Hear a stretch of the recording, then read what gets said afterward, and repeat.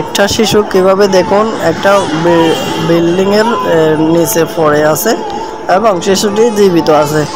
তো এমন একটা ভিডিও সোশ্যাল মিডিয়ায় আসতেছে, সেই ভিডিও দেখুন। এবং সেই শিশুটার পাশে একটা কুকুর আছে। কুকুরটার কারণে আসলে শিশুটির প্রাণ ফিরে পায়। একটি উদ্ধারকৃত টিমের কাছে কুকুরটি ফিরে যায়, যাওয়ার পরে শিশুটির কথা বলেন এবং এরপরে উদ্ধারকৃত টিম এসে তার শিশুটিকে উদ্ধার করে এবং হসপিটালে নিয়ে যায়, চিকিৎসা করে তার পিতামাতার কাছে সুস্থ করার পর ফিরিয়ে দেন।